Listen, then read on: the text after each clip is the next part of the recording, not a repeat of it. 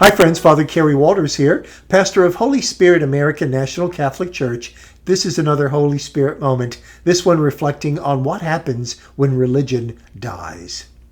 Ronald Inglehart, an academician, has published a book recently which is as alarming as it is fascinating. The book's title is Religion's Sudden Decline. And in that particular study, what Inglehart argues, and I believe argues compellingly, is that between the years 2007 right up to the present day, religion, not only in this country, but especially in this country, but throughout the entire world, has suddenly declined, and the drop in religious belief is really quite dramatic. Now, his book tries to explain why this has happened and why it's likely to continue in the future. But what I'm more interested in today is to try and reflect upon what happens when religious belief declines as precipitously as it apparently has. What does it create in the human psyche? What does it mean for us as individuals and us as members of a society? What immediately comes to my mind is the fate of poor Bartleby. Bartleby is the titular character in an 1853 short story written by Herman Melville of Moby Dick fame. Now, if you've read Moby Dick, you remember that the style is panoramic and dramatic. Melville himself said that he wanted to use a quill pen drawn from a condor to write the novel, that he wanted a volcano to be his inkwell. He wanted the novel to hit you between the eyes. That's not at all the style that he will use a couple of years afterwards in Bartleby. The tone of Bartleby is low-key, almost depressive. There is a monotonous or monochromatic tone to the entire story, which more than fits the theme and the message that Melville is trying to get across. Very, very briefly, Bartleby is a young man who seems to be able to find no place for himself in the world. He has tuned out and turned off. He is a perfect expression of alienation, and everything in the story, Melville writes, points to his alienation. His famous catchword is, "I would prefer not to." When he's asked by his employer to do X or Y, he simply, very calmly responds, "I would prefer not to." And this "I would prefer not to" phrase that he uses in particular circumstances is really the leitmotif of his entire existence. The short story is subtitled A Story of Wall Street, and it certainly is the case that it physically takes place in New York City's Wall Street, but I believe that Melville has a deeper meaning to the Wall Street subtitle. Bartleby seems to be hemmed in by walls, seems to be trapped, seems to be caged in his own alienation. He will stand for hours, for example, staring at the wall. When he dies in a jail cell, curled up in a fetal position.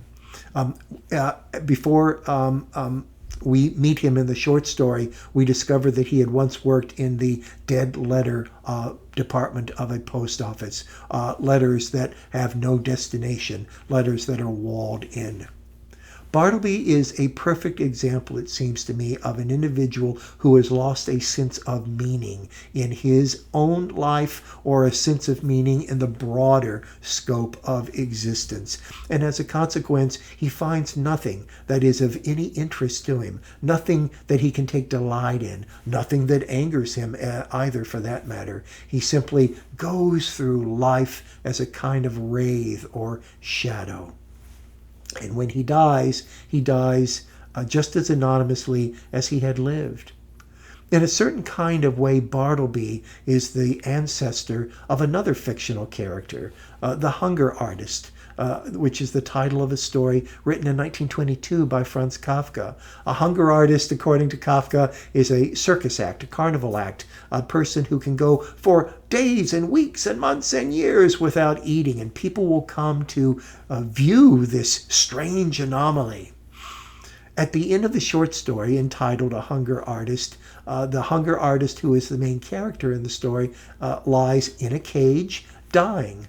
And a person comes up to him and says, "What was your secret? How could you go all of these years without eating?"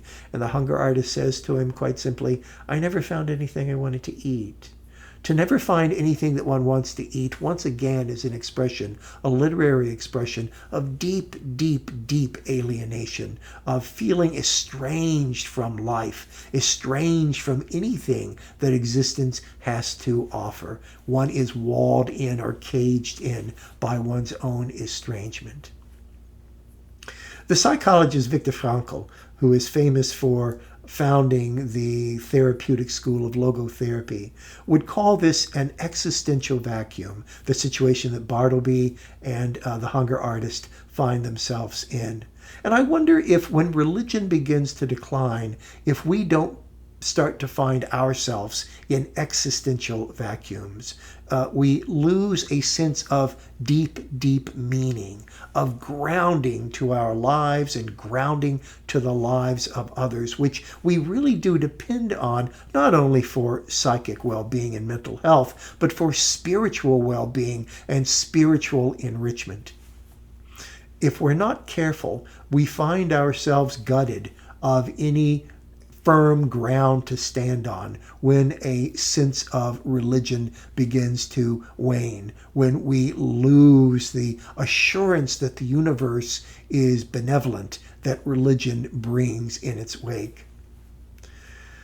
Frankl goes on to say that there is a necessary condition for maintaining a sense of meaning and avoiding the fate of Bartleby or the hunger artist, avoiding an existential vacuum. And he calls it self-transcendence. What we need to do, which is something that Bartleby or the hunger artist couldn't do, is get out of ourselves long enough to realize that there are things to eat, that there are things to prefer in life. And we get out of ourselves, says Frankl, through love. We love either other people or we love institutions or ideals. Those somehow ground us again. Those give us a sense of meaning and purposefulness in our lives. The cage walls that otherwise might confine us and estrange us from existence begin to fall. Frankl says that this sense of meaning is something that we all crave, but it has to be a sense of meaning that is founded upon love.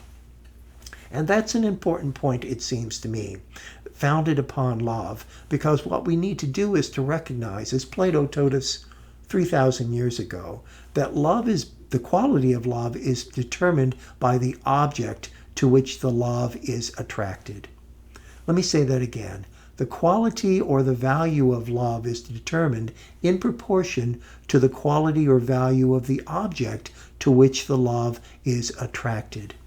When we transcend ourselves in the search for meaning in a world in which traditional meaning, such as religion, is becoming less and less powerful, what we can do if we're not careful is to latch on to objects of love that are unworthy. I think we see this, for example, in the United States today, with people climbing on the bandwagon of white nationalism, or people climbing on the bandwagon of far-left progressivism, or people in one way or another defining themselves by a political or a social movement which they believe they love and devote themselves to. But if the vehicle that they are devoting themselves to isn't worthy of genuine love, then what they are doing is not so much replacing the religion that has left them with something that is equally worthy. They're replacing it with something that will ultimately erode life abundant for themselves, that ultimately will not allow them to live as fully and richly as the religion which is on its way out may have been able to do.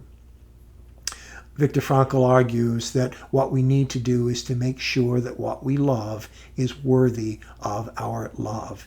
If we do that, then we might have an opportunity, we might have a chance of avoiding the existential vacuum, which poor Bartleby and a hunger artist have fallen into.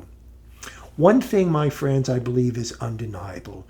Religious faith is on the decline, and there is absolutely no reason to believe that that decline will be slowed down, much less halted, in the years ahead.